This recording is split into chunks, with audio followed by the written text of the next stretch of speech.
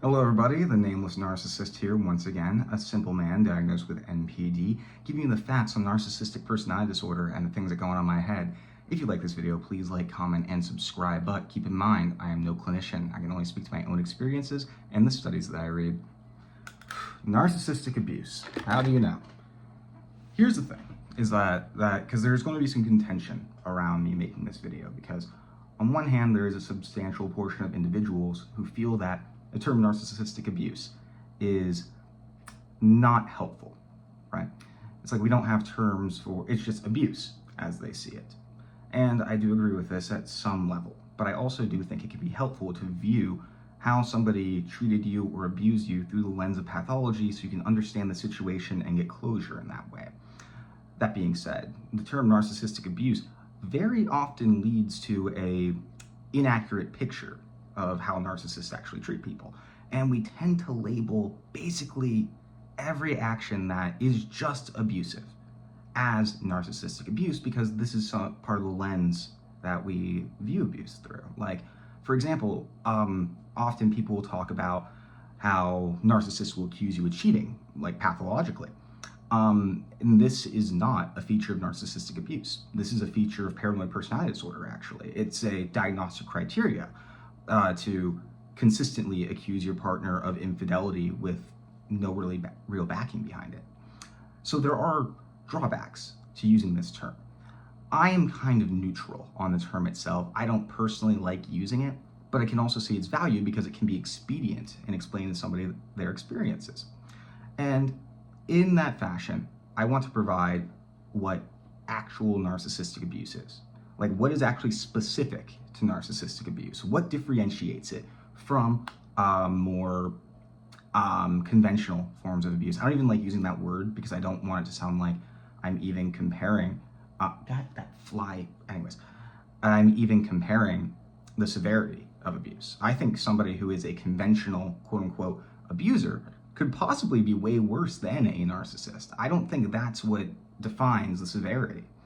But I do think it can be helpful to understand it through the lens of pathology in certain occasions. And I'm so sorry, that fly has been in my room for like days and I can't get it out. Anyways, so first of all, I want to talk about some things that are commonly attributed to narcissistic abuse, but are not specific to it. Some of these are like, for example, love bombing. Love bombing, I can see happening very often in narcissistic personality disorder and in these relationships. However, this is nothing, one, the malice that's attributed to it is just not accurate. When I am love bombing, quote unquote, it's because I'm genuinely infatuated with a new person. And one of the diagnostic criteria for NPD is actually these fantasies of ideal love. I'm chasing this person thinking, oh my God, this is my soulmate. This is finally the person who will understand me. This is the person I deserve. We're gonna have this great, happy life together. This is perfect, right? And so I'm doing all of these very grandiose gestures. And don't get me wrong, part of that is courting, right? Part of that is I'm paying for their stuff because I'm like, yeah, this will make them, like me too.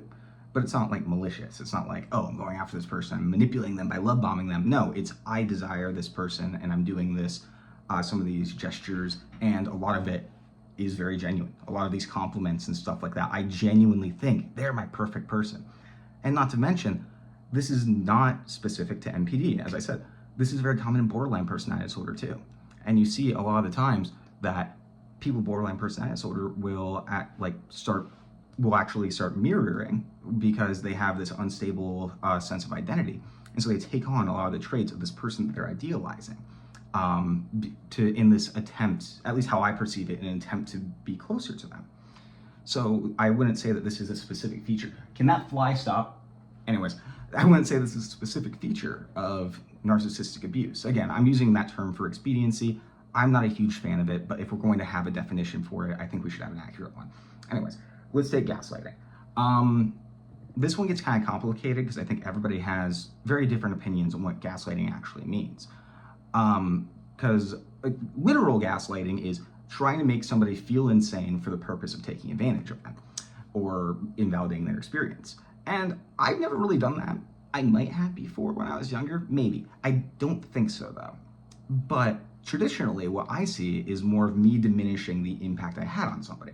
For example, it's like somebody's like, you hurt me XYZ way. And I'm like, well, it wasn't even that bad. What are you talking about? Like, I didn't mean to hurt you, or you deserved it, right? The fucking narcissist prayer, hilarious. Not hilarious, you know what I mean though. But yeah, like, none of it is this intentional desire to make this person feel crazy.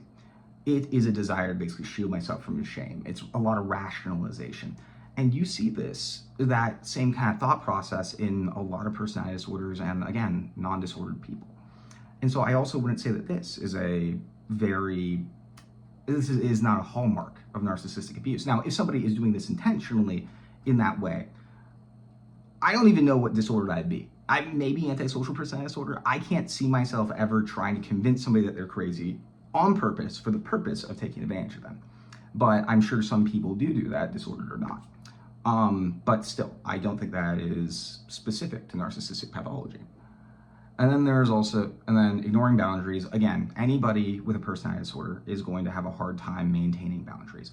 And a lot of quote unquote healthy people, not healthy, non-disordered people also will. Anybody with a borderline level of personality organization, which is a classification for personality disorders and rating their severity according to psychoanalytics, are going to have a hard time with boundaries, a very hard time separating themselves from other. Again, with borderline personality disorder, as I mentioned earlier, is a very good example of this. They literally have a hard time telling what's them and what is their partner because they don't know who they are, right? So again, I wouldn't call that specific. And then projection, like, I think this one is a little bit more pronounced in NPD, but again, I wouldn't say that it's specific. Because what is projection? It's assuming that everybody is acting for the same reasons and motivations that I am, right? And why wouldn't you? If you were a narcissist, why would you not think that everybody else was thinking and acting for the same reasons that you were? Again, I thought that everybody acted like me before I was diagnosed. I thought everyone had the same motivations and that they were just dumb and like not as good at it, right? I thought everybody just wanted admiration and to be adored and were manipulative and cruel, right? But you're doing the same, aren't you? If you met me in real life and you didn't know who I was, and I was being charming and stuff, or, I was doing whatever, your thoughts wouldn't be, oh, that guy's probably acting like a narcissist. You're probably thinking he's acting for the same reason I am. So I don't think projection is a particularly good thing either, especially when all personality disorders, not just NPD, are like egocentric, which means we think it's normal. We think that how we're acting is how everybody acts, right?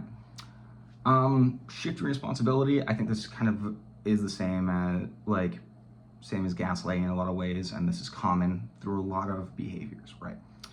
I could go on. There is so many things that people talk about that they think are specific to narcissistic abuse, and I think that is not only bad because of how it does paint narcissists in an inaccurate light, but it also does neglect the actual suffering that people like me have impacted.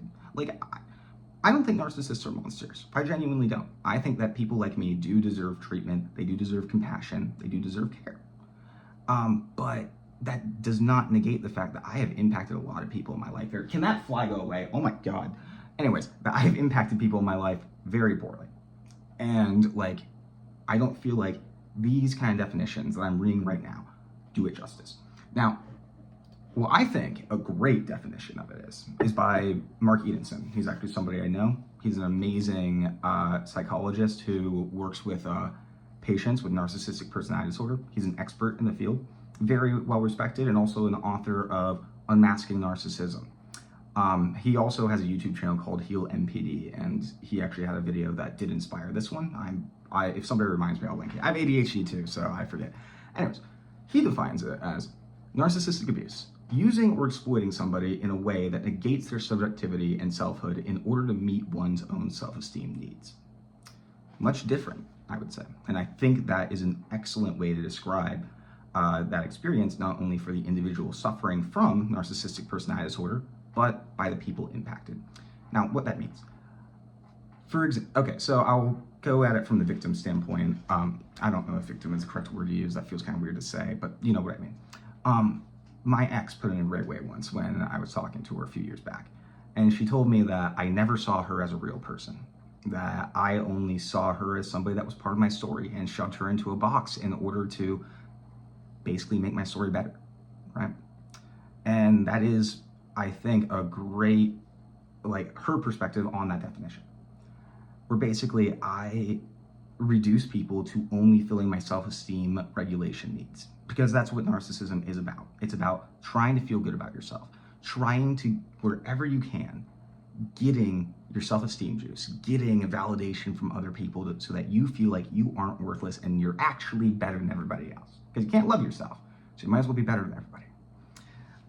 And that taking priority over anybody in your personal life.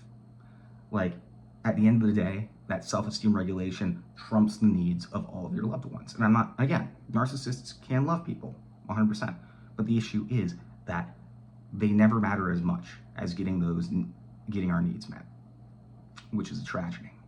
Now, from the perspective, and I don't want to neglect the fact that that's a terrible thing to feel like, that your partner doesn't see you, that you are just a caricature to them, just someone who is a space in their life, in their story. I can't say I relate completely, but I have been in a relationship before where I have felt similar. That may have been imagined in my mind, in fairness, but that is a very unique kind of suffering for somebody to do when you love somebody. And I think it is pretty unique to narcissistic personality disorder. You could make the argument that there are non-pathological people who also do this to some degree, or people with other pathologies, but I think this is the thing that if you were to define narcissistic abuse, that is what it comes down to, when that person is just reduced to a source of self-esteem regulation. And that's what that makes them feel like, even if it's not intentional on the narcissist part. And that's kind of where I want to go with this next, is that this also emphasizes the fact that narcissists aren't out there to get you. They're not searching for people to use and exploit. A lot of this is unconscious on their end, but their desperate need to feel good about themselves trump decency sometimes, which is, again, tragic. And can that fly go away? Anyways, God.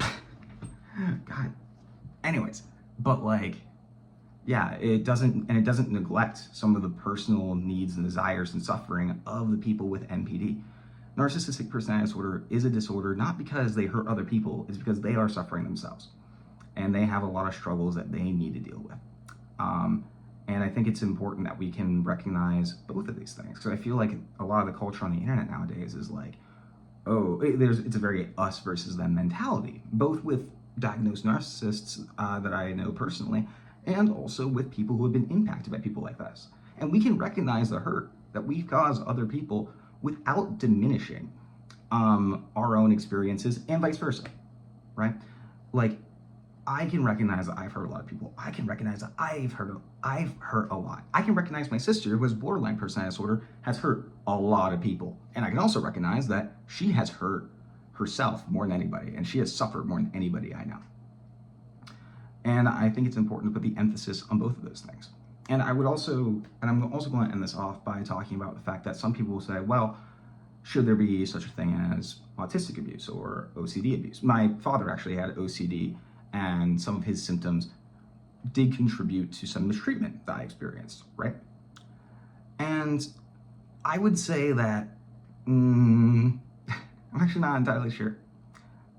I'm as torn on those as I am with narcissistic abuse. Because again, it can be helpful for people to understand the hurt that they experienced through that lens of pathology. And I don't think people should take that away from anybody. And if somebody wants to use the term, OCD abuse, I think we have to reframe how we view these terms as these are specific patterns that you only see in these pathologies, as opposed to this is a staple of what these people do. Because there's going to be a lot of narcissists who don't exhibit narcissistic abuse. There's going to be a lot of people with OCD who don't hurt anybody and wouldn't exhibit OCD abuse or what have you. And that's why I do avoid the terms personally, but I don't blame people for using them. I think it requires a huge reframing of the language that we use to describe these behaviors, but it is what it is.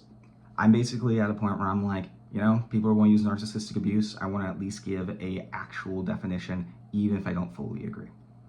Anyways, hope that was insightful. And Kimmy, the fly. I hope this was insightful. I've been going nuts. Anyways, I hope you all have a good day. Thanks for watching. Like, comment, subscribe, and take your fucking meds, please.